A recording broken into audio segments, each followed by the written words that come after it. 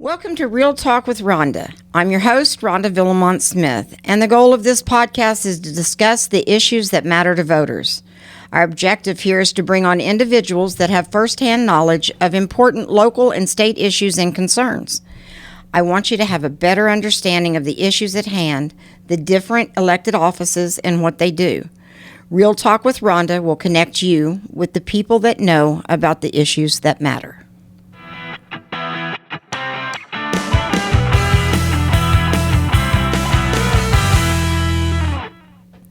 Today's guest is a person I have known for quite a few years. I've kind of watched him grow up. I know him through politics, but it's been interesting to watch him mature as he's taken on leadership roles in the Tulsa Christian Businessmen Organization, or as an expert in a subject many of us are clueless about but would like a better understanding of, cryptocurrency.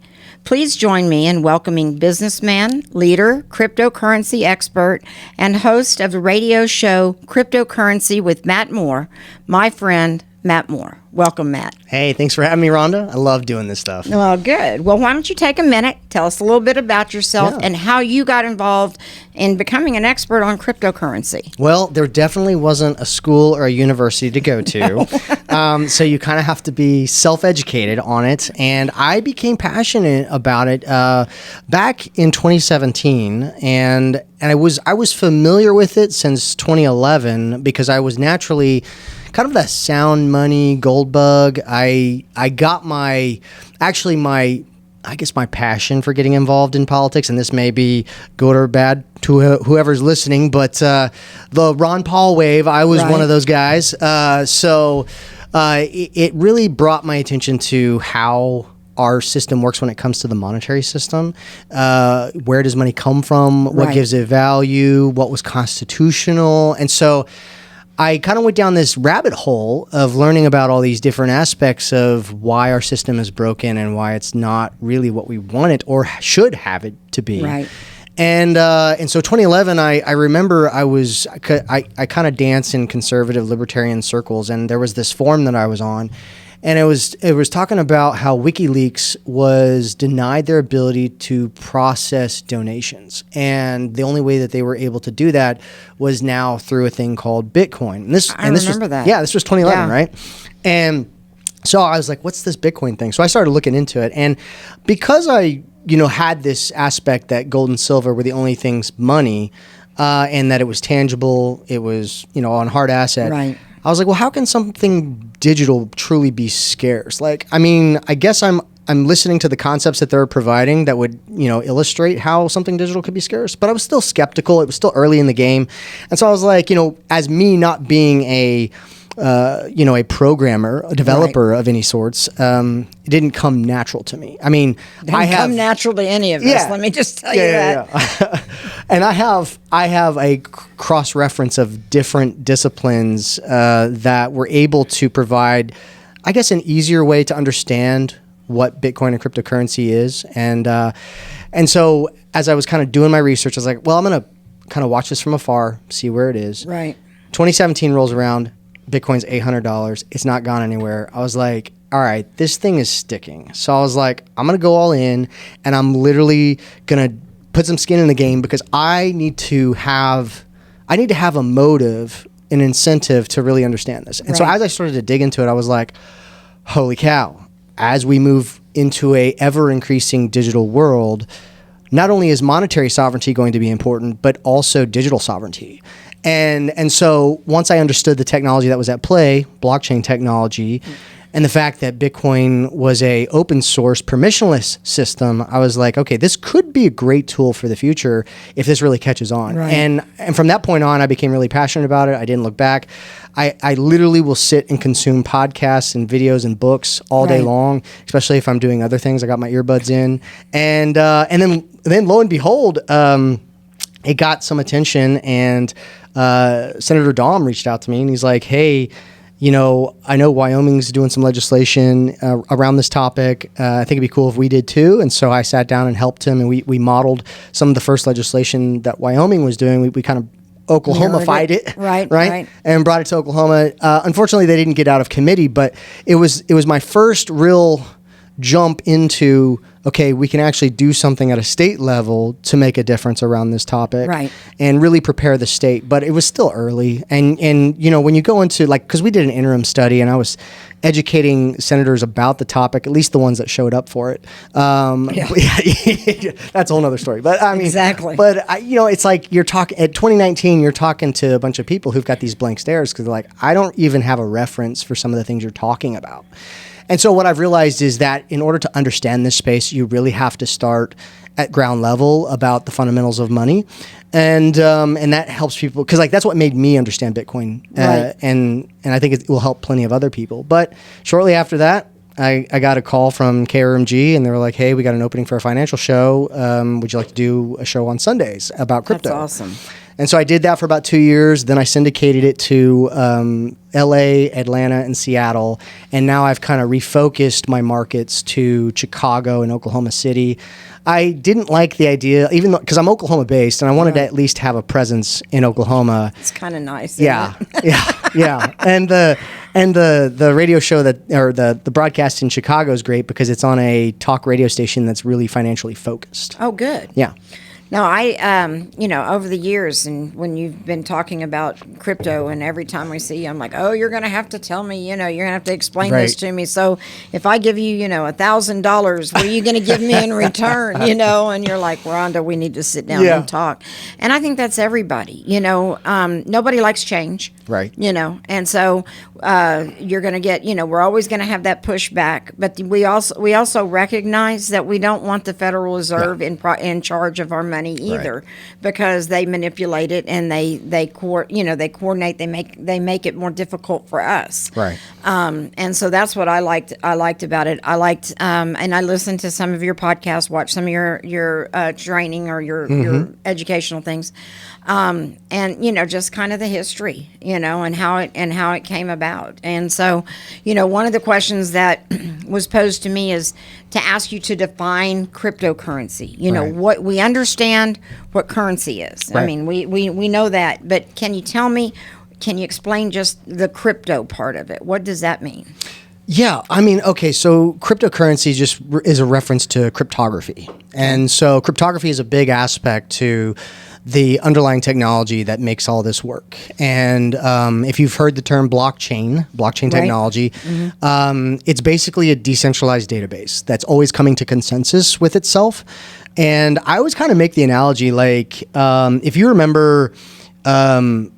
oh gosh, Napster. Remember that company called Napster, Yeah. where you could download music and free. you're basically it was Yeah, illegal, free. right? Right. And so, but it was easy for people to download music because music was now moving from CDs and cassettes to pure digital form, and that's kind of what we're seeing with hotels and taxis and all this stuff Right. with Airbnb and Uber. Everything is being digitized, right? It is. And so ownership is becoming unique. But I would argue that again, there's a lot of rabbit holes that I'm going to go down here, but to understand the basics of cryptocurrency is a blanket term, and that blanket term can mean several things.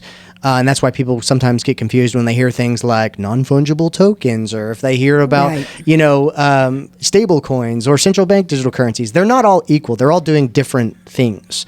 But I want people to understand that there's a concept with decentralization. I mean, with regular analog money, you've got something that is centrally controlled, dictated from the top down, basically a cartel or a monopoly.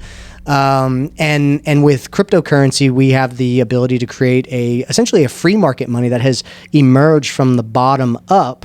And it's more democratic in nature as far as its governing systems go, instead of a communistic elite control of hey, these group of people get to dictate how much money there is, what the interest rate is going to be, Right.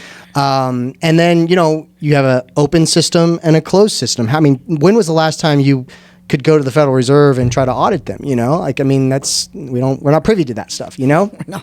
But with They don't want us to audit them. Right. But with things like cryptocurrency, you've got a system that it can be audited, and it's open source, it's permissionless. It does have a predictable monetary policy, and all these things I'm referring to is Bitcoin.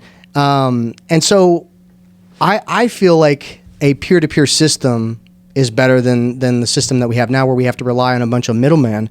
But if I were just to give one simple sentence that sums up Bitcoin, which was the first cryptocurrency, right? Which is, it's both the world's first peer-to-peer, decentralized, unconfiscatable asset built on the world's strongest computer network. That is like the 30,000 foot view summary of it. But cryptocurrency, the term is just trying to describe what digital money can be and is, and digital value. I mean, how do we take value and create digital concepts of it, of scarcity? Because for the longest time, we've not had digital information be scarce. We could always copy and paste it. So we never really valued digital information the way that we should have, and now we have a system in place, a technology that allows digital information to truly be scarce, which is hard for people to wrap their heads around. It is, and so it's very hard because when you talked, you said there's only 21 million, whatever, and you went through, how you invest and how you put your money in, and then becomes part of a blockchain if that computer solves the mystery question. Again. I mean, there's so much to this that, like, if you're listening to this program right now and you're trying to conceptualize any of this conversation that we're having and you're having a hard time doing it, don't feel bad, because I've spent probably the last 8 years absorbing this stuff on a daily basis. And what makes it hard for a lot of people is you have to have a firm understanding of things like monetary policy, history, politics, technology. There's a lot that it interfaces with, because, and I keep saying this on my radio show too, Bitcoin itself, the first cryptocurrency, the freest cryptocurrency, is going to touch every aspect of our life here shortly, before people realize it or not. It is amazing to see where we've come over the last 10 years. Right. No, I mean, it's really grown. It's grown in popularity. It's grown in more people participating in it, and and I really would like a better understanding. But to be quite honest, we have investors, and so when you give your money to an investor, they're the ones that go out and do that. So I don't really have anything in my hand, because that used to be my thing. Well, what do I got to show? Gold and silver. You have something that you can put in your hand, and you can physically hold it and see it.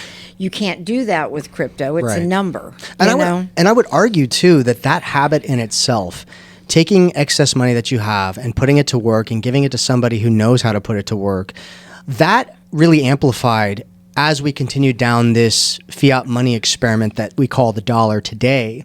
Which is, because of inflation and the rate of inflation, in order for people to save for the long term, they have to go further down the risk curve in order to preserve their capital, but then grow their capital as well. And that takes time. You have to really learn and know what you're doing and stay in motion in that. And everybody's just used to their day-to-day life. Maybe you're a nurse, maybe you're a lawyer, maybe, who knows? You're doing your regular job, and then you got your family and everything else. And you don't want to have to worry about the rest of it. Right. And that's the beautiful thing about going back to a fair hard money system, is because if we were using a fair hard money system, the incentive structure would be in place that we could actually do our day-to-day life, save in a very simplistic manner, and know that the value that we're saving is going to increase and not decrease through time. Right. No, I think, I mean, like I say, we are going to have to, of course, have you back on, because I think that, one of the other things is I'll encourage them to go to mattmoore.com and listen to your podcast. Yeah, Matt J. Moore. Matt J. Yeah, and that's Moore with 2 O's too. That's right. So mattjmoore.com and go to his website, listen to his podcast, the stuff that he's already put out there. We're very fortunate that in the city of Tulsa that you're here, that we can tap into your knowledge and your expertise. And so I want to dig more into it. So what gives crypto its value? Well, first and foremost, when you dive into the cryptocurrency space, because it is a free market form of money, and the way it has evolved, it's like 90%, 95, probably 98% of what's out there now is going to fail and it's going to disappear. And that's just the nature of a free market and economics. I mean, I would argue that the cryptocurrency space is probably the freest market that we have right now, hence its volatility as well, because it's growing.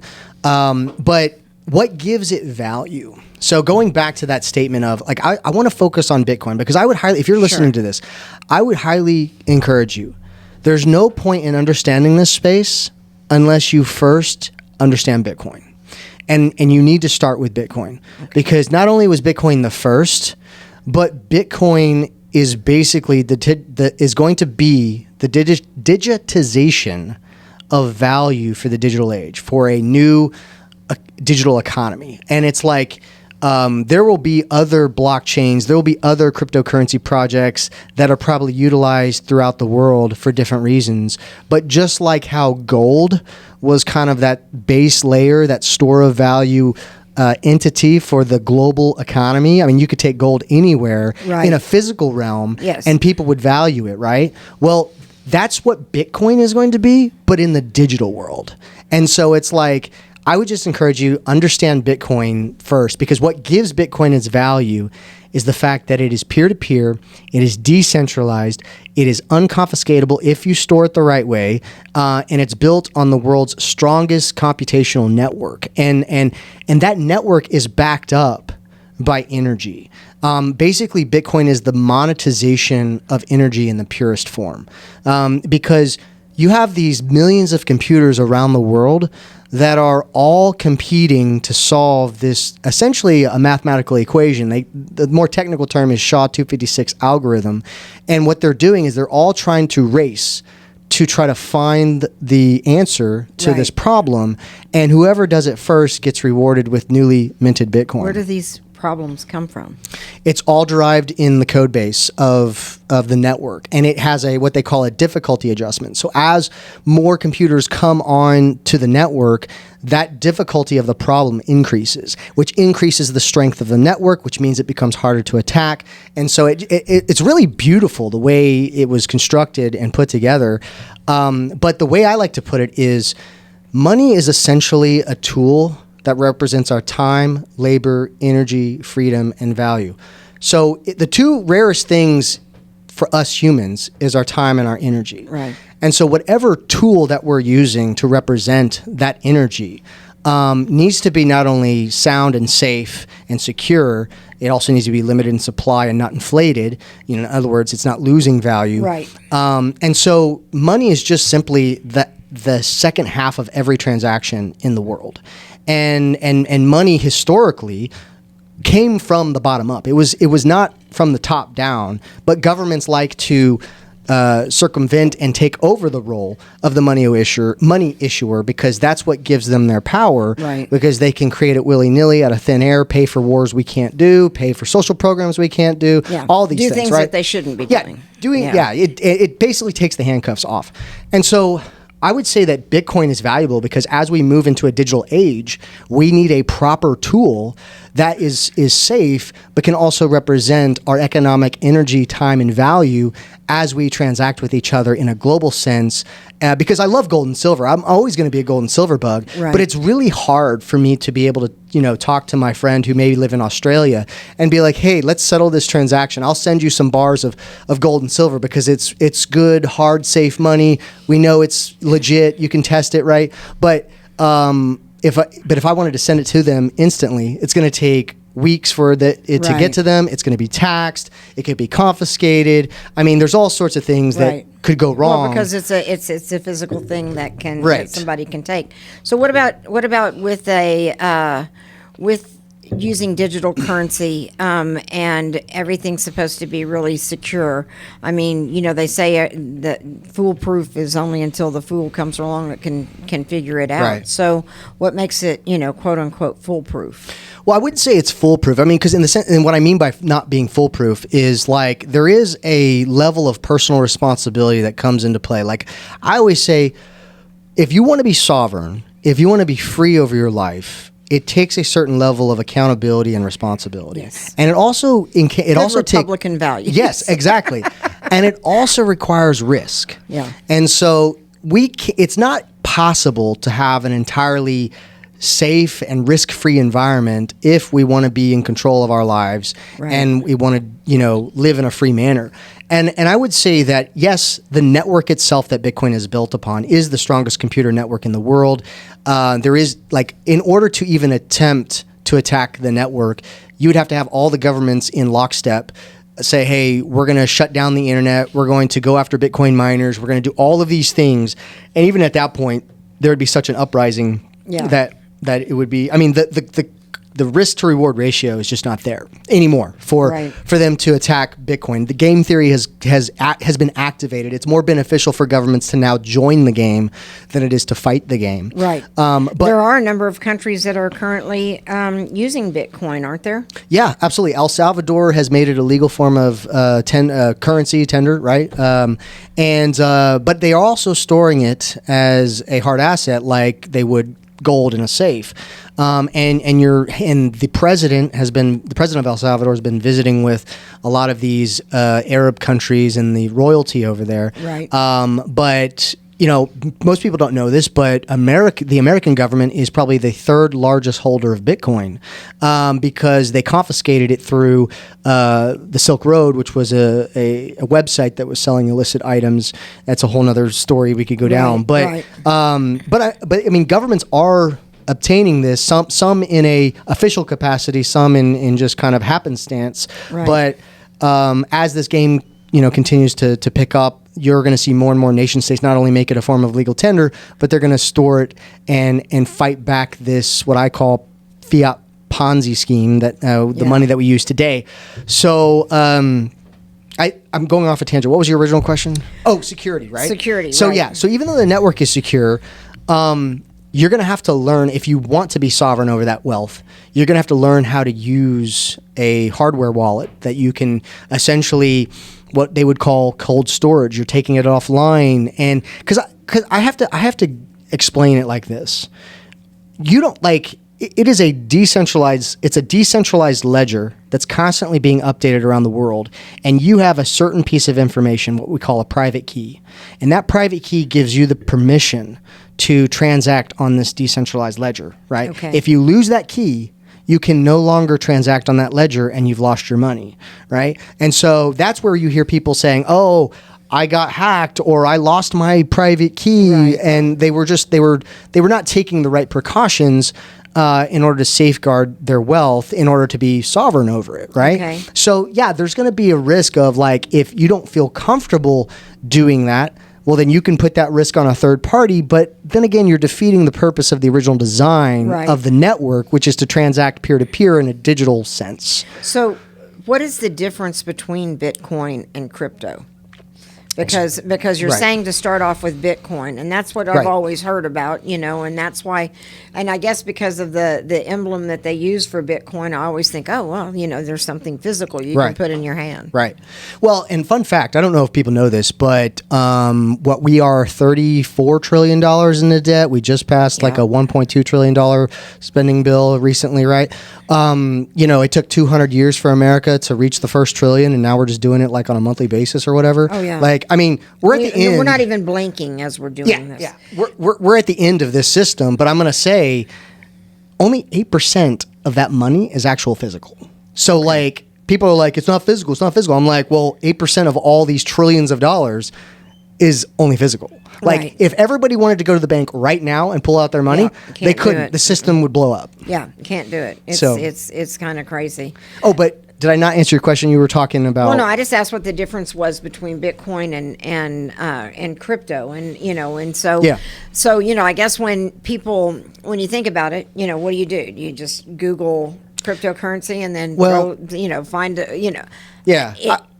are there not dealers, but advisors perhaps? Well, I will tell you this. You will soon be able to go to your financial advisor and say, hey, I want Bitcoin in my portfolio, my 401k, right? Some are already doing it now. But just in January, the SEC approved a spot Bitcoin ETF, which is basically just this wrapper, basically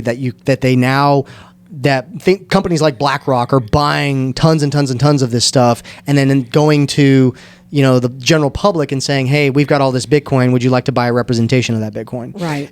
Have exposure to it in your portfolio, right? There's that avenue, and plenty of people are going to do it. In fact, there's probably $30 trillion worth of wealth that could, but I mean, not that all of it will be allocated to it, but at least 1%, if not 5% in the future. But cryptocurrency, the term cryptocurrency is a blanket statement that's talking about digital value. And digital value can look like many different things. Bitcoin is a form of digital value. It's digital gold, essentially. That's the best way to conceptualize it. Okay. And then you've got things like non-fungible tokens, which is basically digital. It's digital scarcity in the terms of like scarce art, right? Eventually you're going to have like your car title, your home ownership on the blockchain, and all these are going to be tokenized. And so probably in the future, I doubt that all of this is going to be blanketed under the term cryptocurrency, but right now it is. Right. And so it's like, that's why it confuses people, because when you hear the word cryptocurrency, you go, okay, I've heard of Bitcoin, I've maybe heard of Ethereum, I've maybe heard of Dogecoin, whatever. Right. Like, but they're all different things. So is that like, so if in putting it in terms of like investments, like if you went to invest, you might invest in oil and gas, you might invest, here, maybe even specific companies. Is that what you do with crypto? I mean, when you mentioned Doge and you mentioned, Bitcoin Right. and a couple of others. So do you pick the crypto avenue or whatever, or company that you're going to jump in on? And are there newer companies? I mean, Yeah, I mean, well, so companies will eventually issue stock and debt on the blockchain, and that will be tokenized. You will be able to buy that and have shares of that, right? But with Bitcoin, you're just buying an asset, a commodity, basically. So it is similar in the sense that you can buy commodities on different exchanges, like gold and silver and oil and all these things, right? But now you're just doing it in a purely, completely digital form, and so. Yes, it's kind of like that. I mean, it's a loose comparison to it because it is a little different. I mean, a lot of these projects don't have a CEO. There's not an owner. There's not a government. There's not. It's essentially just computer code that was released into the wild, and people started downloading this code onto their computers, running what they call full nodes, or if it has a mining process, they're running a miner, and so then. In this network, in this system of code, there are units that you can buy and own. Okay. So it's kind of abstract. So are there like any special instructions or any training that people need to go through before they decide to even, look into? I mean, yes, there's a lot that they can look up and learn. It still is the wild, wild west, and sometimes you need to hire a cowboy like me to help rope the cattle. Yeah. But I've done that. I mean, I have appointments all the time where people are like, I want to get into space, but I don't know how, because for the longest time, up until January, you couldn't go to your financial advisor and say, hey, I want some Bitcoin in my portfolio. Well, I know, because I tried. Yeah. And they were like, yeah, we don't mess with Bitcoin. Exactly. Exactly. So then people would go online and they would search cryptocurrency consultant, and then my name would pop up, and then I'd be like, yeah, I'm not telling you how to invest or what to invest in, but I'll most certainly teach you how to fish. And if you are having a hard time learning how to fish, I'll hold the rod for you and I'll reel it in. Help you reel it in. Yeah. So, no, I think that's great. Now, the only thing that I can think of right now is what happens if the electric grid goes down. Yeah. If the electric grid goes down, I'm going to start here. Point A is your bank don't matter. That's right. I would also argue that your gold and silver probably won't matter that much. Food, bullets, and water. Exactly. And medicine is what's going to matter. Whiskey. In whiskey. Yeah, in whiskey. So yeah, if we have an EMP attack and the grid goes down, it's Mad Max, and nobody's going to care even about their regular money right now. Right. But the cool part is, if that EMP attack happened in a very specific area, which it would be very unlikely that it would happen globally. Right. Because it's a decentralized ledger, and as long as you still have what they call your private key or your backup seed phrase, which is simply could simply be 12 or 24 words that you've got written on a piece of paper or stored in your brain. And if you somehow survive to get out of that Mad Max world and make it to somewhere that did have electricity and the internet, well, you could use that information and regain access to your funds. Okay. So, well, no, that's neat to know. So what about inheritance? Can you pass it on in your, down to your children or grandchildren? Yes, you can, but again, it's going to be a very nuanced experience in which you need to have the right lawyers and people in place that know how to access that wealth when you're gone. Because let's say you memorized your seed phrase, that backs up that wallet, right? Mm-hmm. And you didn't leave any physical evidence of it. Well, it's gone. It's stuck on that ledger forever. Yeah. I mean, here's the fun fact. Most people, there's about 5 to 7 million Bitcoin that's estimated to be lost forever. And it's not that it disappeared. It's just that the people who owned it lost the information that gave them access to it. Wow. And so it's just sitting on this ledger system, unable to be moved. So it's essentially a cash burn. So do you recommend maybe writing it down, putting it in a safe, or putting it where you keep your important documents? I mean, I know there's always going to be the chance that somebody could get a hold of it and get into into it, but I don't know that Well, I most certainly. I mean, I wouldn't feel comfortable storing it in a. I mean, some people will store it in like a bank safety deposit box, but I'm always like, okay, what if the feds are like, hey, you're not allowed to own that anymore? We're going to raid. That's right. You know what I mean? Like, yeah. I lost mine in a boating accident. That's right. I got you. With my guns. I don't know what happened to I don't know what happened to them. But yeah, I highly recommend people write down that information on a piece of paper. Never keep it digitally anywhere. Right, because whatever wallet you're using, it will generate a 12 or 24 word seed phrase. You write that down, you laminate that piece of paper, you make multiple copies of it, you put it in fireproof bags, and then you put them in safe, hidden locations in different locations. So that way, if God forbid one location burns down and you can't access it, you have plan B. It's kind of like, in some ways, you're going in your backyard and you're digging a hole in the ground and burying your silver. It's kind of, but in a digital sense, right? Yeah. No, I think that's neat, because I got to thinking. I thought, okay, well, at least with your assets, they can be divided up. But right. What happens when you've got Bitcoin or crypto and you die, and now your estate has to be divided up? Who's going to be able to make that happen, or how do you make that happen? And I don't know that. I thought, well, if you had your attorney that you have your trust or your will with, you could leave it with them. But then they're not any more trustworthy than leaving it to your brother or your sister or something. Because you're either going to trust a third party at some point, or you're going to create a what do they call that, scavenger hunt of clues once you die. Yeah, no, that's for sure. So how would let's say I've got a portfolio with crypto in it, and I tell and I let the kids know. How are they gonna know what the value is of that? Well, there's always a market price of it, because it exchanges 24 hours a day, every day, every year, and so you can jump online right now, and there's a place called Coin Market Cap, and it lists all these cryptocurrencies and their current prices. But even just your average exchange company like Coinbase or Kraken, these places where consumers usually go to set up exchange accounts to buy this stuff to make it easy. They're listing the price 24/7. I've got tickers on my phone that show the market price of the asset. So I can always look at it whenever I want. So how many different crypto projects? Are there? I mean, if I were to go on, you said, okay, Ronda, let's sit down at the computer and you do this, and you say, okay, here's your options. Mm-hmm.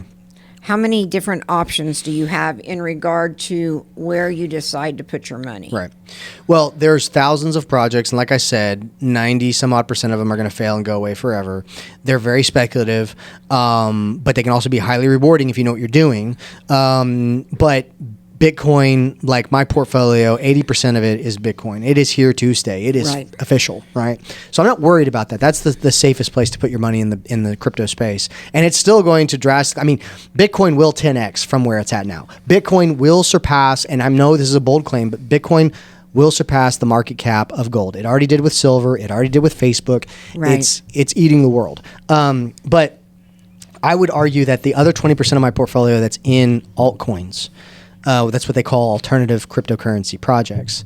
Obviously, higher risk, higher speculation. My general rule of thumb is, does that project have a working product already? Is there a passionate and notable community that's behind it? Is it decentralized and open source? And what's its market capitalization like? In other words, if you're going to choose to invest in something, my personal preference is I don't like to just throw money into something that's maybe got a couple $1 million of market capitalization. Right.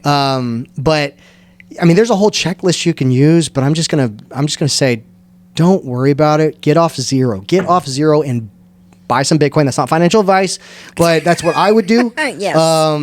So I would say just start with Bitcoin, dollar cost average in, which basically means don't look at the price, just buy, hold, sit on it. Don't look at it for about 5 years. Okay. So you think it's going to, so if you took a $10,000 investment today, and I know this is all speculation. Mm-hmm. Yeah. Based on the trends that you're seeing right now, what would that look like 5 years from now? Okay. Well, 5 years from now, one Bitcoin will probably be $1 million. You can buy a fraction of a Bitcoin. You'd have to. You'd have to, yeah. That's a very the thing. small fraction that's of Bitcoin. That's what I'm trying to get people to realize. Like, Wall Street literally got into the game in a big way in January. All the people that have been in this space before January essentially front ran Wall Street. Right. And you have trillions of dollars that are getting ready to flood into this space. And one Bitcoin is currently at $70,000, right? And even if you get a handful of that trillions of dollars to come into the space conservatively, I would not be surprised by the end of this year, we're sitting at $150,000 Bitcoin. Okay. But you got to keep in mind that there will only ever be 21 million of these that exist. About 5 to 7 million of them are lost forever based off of what I was talking about in the beginning. And then a lot of people own a lot of those coins collectively. So if you own just one Bitcoin, if you're able to still, you will be a part of the 1% of the 1%, because as this wealth transfer takes place, as this fiat money Ponzi scheme collapses, right, all this wealth is going to go racing to things limited in supply, whether it be commodities like gold and silver, real estate, things like Bitcoin that is digital scarcity, a decentralized ledger, right? So I just think that the upside, it's been the best performing asset over the last decade. Okay. Hands down, absolutely. And so it's almost financially irresponsible not to have some exposure to the best performing asset in the world over the last decade. Okay. Well, no, I think that's great. So if you're a beginner, where would you recommend getting started? I would recommend so again, you have to understand the fundamentals of money to really wrap your head around a lot of this stuff sometimes. There's a wonderful series by Mike Maloney. It's on YouTube. It's called The Hidden Secrets of Money. And it's a 10-part video series. Each one is about 30 minutes long. They're done like a documentary style. Right. If you watch all 10 of those, I think episode 8 is the one that's about Bitcoin. You'll have a really good understanding about where we are in our monetary system and cycles, where we're going, why Bitcoin matters, and what you can do to protect yourself. Okay. No, I know when I was watching one of your videos, you were talking about, why it matters and how, right, how to kind of get into it. What about scams? Is it something that can be stolen? Because you say it's what was the word that you used? It's unconfiscatable. Unconfiscatable, right, but it's not. It can be stolen. Is if that you correct? if you give the right information. Okay. So that's the problem. So if you look up the word unconfiscatable in the dictionary, it's not there. Okay. And the reason why it's not there is because for all of human history, we've been able to steal anything we want, whether it's through theft or whether it's through the government, right? And so, but with Bitcoin, because this decentralized ledger exists on millions of computers around the world all at the same time, and you have a claim to a certain amount of funds on this ledger, and you're the only one that has that key to move those funds, you can get rid of every evidence that you own that and memorize the backup seed phrase that gives you access to those funds. Okay. And it could literally be in your brain, and the only way that could ever be taken from you is if you gave it because you were forced to, but it was even by your will. I mean, somebody would have to hold a gun to your head and be like, yo, give me your private seed phrase. And then it's up to you whether you want to lose your life over it. Well, but then again, you die and then nobody gets it. Exactly. And then now you've got more of those coins that are out there that cryptocurrency that's going to be just floating out there that's nobody can move, nobody can access, and therefore Ronda's Bitcoin. So let's say somebody came up to Matt and was like, hey Matt, I want your Bitcoin. I'm like, nope. And they shoot me, and that information dies with me. Well, Ronda's Bitcoin just went up in value because Matt's can no longer be moved. So well, we're not going to do that. We're not going to do that. Is there anything else that you can think that probably new people that just don't have an understanding, still can't grasp it? If you could draw a mental picture in their head of why this is important and where it's going to go, and actually, in hearing you talk, I hear that there's almost like an urgency at this time to go ahead and start getting into it because it is so. It's so scarce. It's a scarce. Yeah, it is the scarcest asset in the world that the world is adopting. And I mean, you have something that has essentially gone from a experiment between a bunch of computer nerds and cypherpunks to now something that is becoming a store of value to fight inflation, to now where Wall Street's going, hey, I want that too. Yeah. And nation states are going, hey, I want that too, but that door just opened. Right. And they're now getting ready to walk through that door because, like I said, as this paper Ponzi scheme called the dollar, or all fiat dollars, or all fiat money systems, no matter what country you're in, they're all failing. They're all falling at this. Some are just doing it faster than others. Right. But everybody's going to look for places to put their wealth to protect themselves as we go through this monetary transition. And the governments are going to want to roll out these central bank digital currencies because they want to maintain control. They want a closed looped system that they're the ones in control of. And so if you say the wrong thing, do the wrong thing, you're out of the system. That's right. And so it's like blockchain technology can be used to either enslave you or liberate you. Just like a gun can be used to liberate or enslave. Right. It's up to you and how you want to use it. And so I think it's probably one of the most important topics that people should educate themselves on if they plan to be around for the next 20 years or longer. Right. Because things are becoming digital. It's getting scary. 1984 could possibly be a real thing. Yeah. I saw a T-shirt the other day. It says, make 1984 1776 again. So it's, because that's where we are. I mean, we live in an age that you just sit here and you're like, oh my gosh, what's going on? Our dollar, everybody's like, oh, my house is worth so much. No, your house isn't worth any more than it was 4 years ago. It just means that your dollar is worth less. Yeah. And you look at you go to the grocery store. My daughter has a family of 5 with 5 children. She goes to Costco every week and spends, she showed her receipt, like over $500 almost every week on just and it's going to get worse. The family fed. It is. It's going to get worse. Our cars, you definitely don't want to get into an accident and have your car totaled because you're never going to get, you're gonna get upside down in things. Right. And I can see, and even like I say, over the years you've said stuff to me, and have I paid attention? No, because I don't understand it. But I think it's past time for people to begin to understand exactly what's going on and how to do it.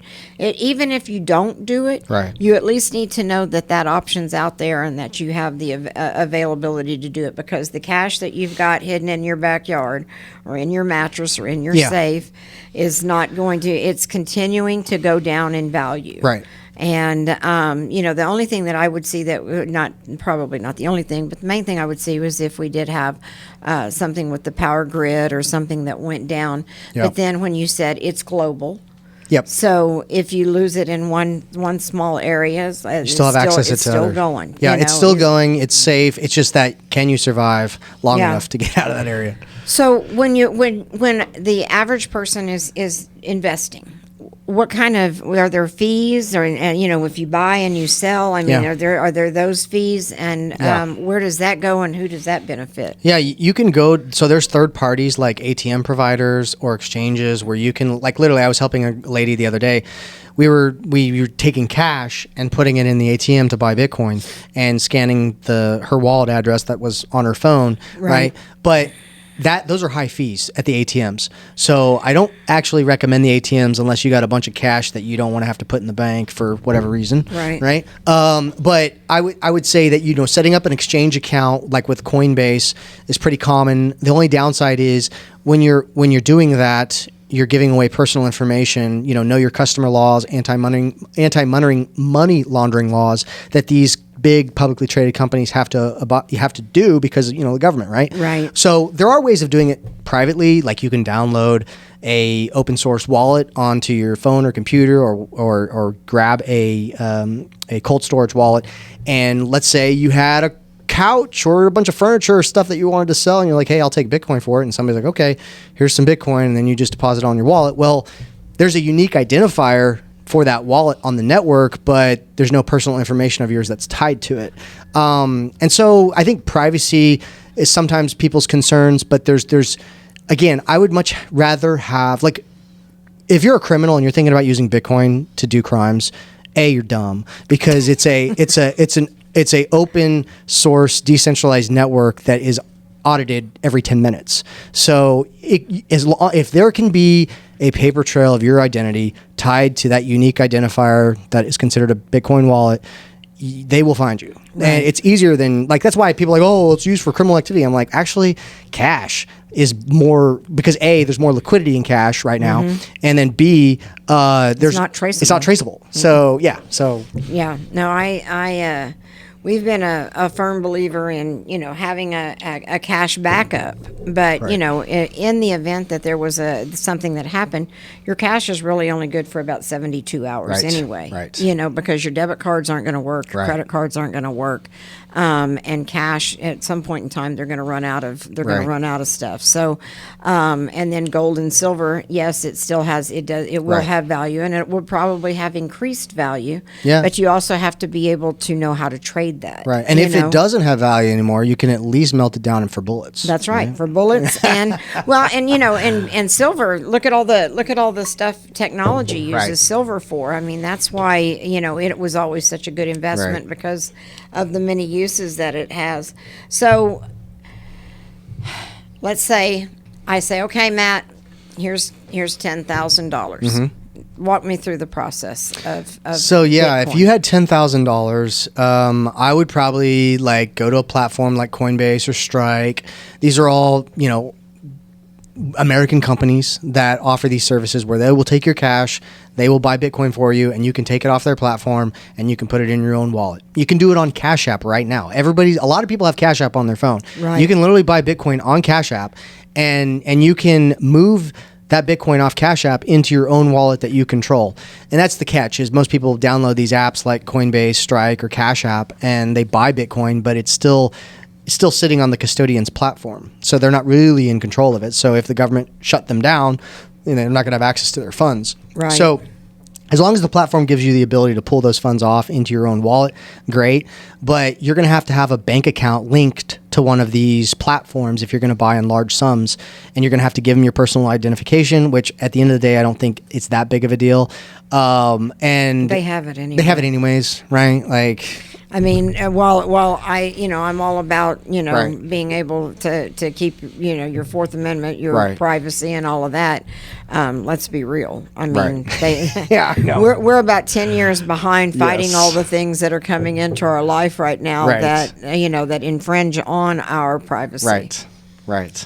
So anyways, you have your bank account linked to it. Okay. You can initiate buys with that platform.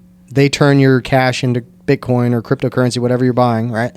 And then you can move it, but you've got to know what wallet to download, in order to be your own custodian, to be sovereign over your wealth. And that's something I always point people in the right direction for. But after that, they're going to make fees off of that. That's why the one reason why I don't recommend the the ATM fees is perfect example. The person that I was helping was, I think the limit on the ATM for each transaction was $2,900. The fee was $500. Oh, wow. Yeah. That's 20%. That's 20%, right? Yeah. That's super high, but there's a reason why those ATMs are able to do that. And that's for another story. But I would say like with Coinbase and whatnot, you're talking, maybe like a 6%, Right. So it depends. Each platform is going to be different on the percentage fee that they take. And it probably depends on how much you invest and, Right. and a lot of the different things like that. And then you're saying continue to once you've got your initial investment, continue to purchase. Right. In even small or large increments, and then just let it sit. Just let it sit. Kind of like what we do with our stocks and stuff that we're invested in, our Right. long-term investments. We just let them sit. Yeah, because here's the truth. As we get closer to the end of this paper system, that velocity of money is going to tick up, and they're going to create more and more of it, and it's going to trickle down, and people are going to realize, like, there's a thing called Gresham's Law, where essentially people will hoard the good money Right. and spend the bad money as fast as they That's can. what I would do. Right. Well, That's what I would do. Here, you can have this. Right. Well, and in many ways, that's what we're kind of doing, is because like people are like, well, we need to use Bitcoin as a medium of exchange. And I'm like, okay, I get it, but we're not in that stage right now. We're in the transition stage. And I don't want to be that guy, the first transaction ever. Somebody had to do it, but I'm glad it wasn't me. This guy bought 2 large pizzas for 10,000 Bitcoins, and 1 Bitcoin is $70,000 now. Oh, my goodness. Right? Yes. So as something is evolving and becoming a store of value, essentially a hard form of money, then that value is going to continually tick up. And Bitcoin is the fastest horse in the race when it Right. comes to fighting inflation. What else do you see out there? Anything else that you see that would be interesting for people to invest in? Consider? Uh-huh. Like I said, I don't even think it's a great idea to bring it up. I think you need to understand Bitcoin first. If you don't understand Bitcoin and Yeah. why you should own it right now, there's no reason for me to tell you anything else. Yeah. You don't need any more, Rhonda. Right. Your little brain can't handle it right now. It's okay. It's okay. I'm not offended. No, I'm it's not okay. offended. No. It's like, because anyways, even if you are going to get in the space, Bitcoin should be your largest holding anyways. Right. Anything else you invest in this space, just be ready to at least throw it away. Okay. At least throw it away. Right. And that's people's entire savings. I Right. mean, I'm not they're advocating people right. to, do that as far as throw all your savings in there, but I'm just saying diversify in have hard some of it. assets. Right. Things outside of the system. Make sure you own your property outright. Make sure you own gold and silver bullion. Make sure you have exposure to Bitcoin that's outside of the system. I mean, there's all sorts of things you can do to mitigate this transition, but Right. yeah. No, it's coming, and I think everybody feels it. I mean, I tell people, I mean, you feel the spiritual warfare Right. that's going on right now, and when it's you can tell when it's getting really intense. Right. And I think everybody, and I talked to a couple of my kids. I've got 7 of them, so. But I talked to a couple of my kids, and it's like, we're just waiting for whatever it is that's Sure. going to happen, because everybody recognizes that Right. something is going to happen. We just don't know what it is, Right. or when it's going to occur. So, And you know what's great about that, Rhonda? As scary as that is, it'll be the greatest transfer of wealth in human history. And as long as you're on the right side of that trade, That's true. You will benefit greatly. No, that's true. Now you're making me wish that 5 years ago I had put my money, some money into Bitcoin. Right. But it is something I do want to continue to look into.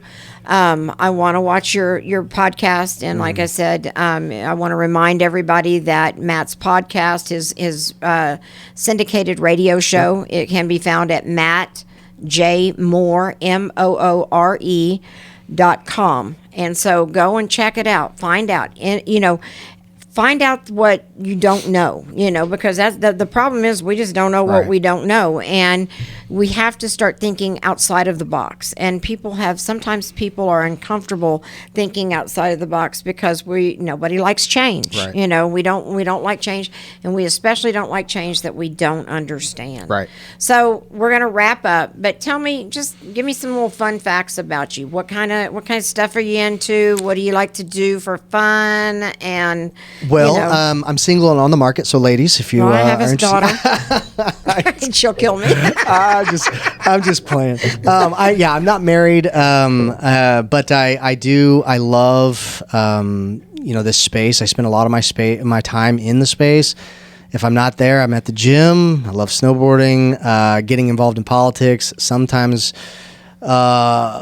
being pulled into it, but in a good way, right? Like, I do think maybe in the future I might run for some kind of office, but right now, the thing that I've been spending a lot of time on is working with our lawmakers and officials concerning the space, because we do have 3 bills that have passed through the House this session and are in the Senate now. And what do you think the likelihood is of hearing them in the Senate?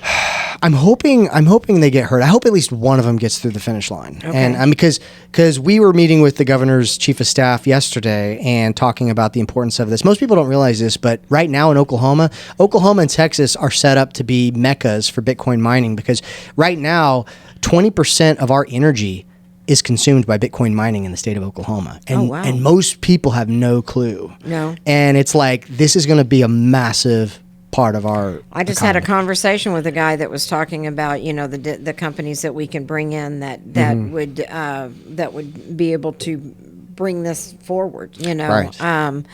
I think that like I said, we have to think outside of the box, and we've got to start changing the way that we're thinking. But I do know that you like to work out. I've seen your workouts on actually big Facebook. Transformation, by the way. Well, 32 since 2020, I've lost 32 pounds. I've lost 4 or 5 inches on my waist, and you've got abs. 9% body fat. I've seen your abs. So I know you got abs. So yeah, that was I made a commitment to myself. I was like, I'm turning 37 this year. I want 36 to be my best year physically and be able to maintain that, because as I get older, it's all going to be downhill harder. from here, buddy. Let me just tell you. You sit more, the spreads more, stuff goes out. But no, I thank you so much, Matt, for coming. I've really enjoyed it. You've piqued my interest even more. And I'm so grateful that you're here in Oklahoma and you're a resource for people that are interested in finding out more about it. So tell us how to get in touch with you if we need to. You can go, like I said, my website's mattjmoore.com. You can also buy my book, Foundations for Liberty, on Amazon bestseller. There you go. The whole book is basically focused on individual freedom and sovereignty, and half of that is about money, because a lot of people don't think about it that way. But mattjmoore.com is the best way to find me. Awesome. Well, thank you, Matt. And we will have you back, because I'm sure there will be plenty of questions that people want to address. And if you're ever doing a training or anything, let me know, because I'd be happy to help you promote it. Awesome. All right? Sounds good. So thanks, everybody, for listening. We appreciate it. We want to connect you here at Real Talk with Ronda with people that know about the issues and concerns that matter to you. So join us next week. Thank you.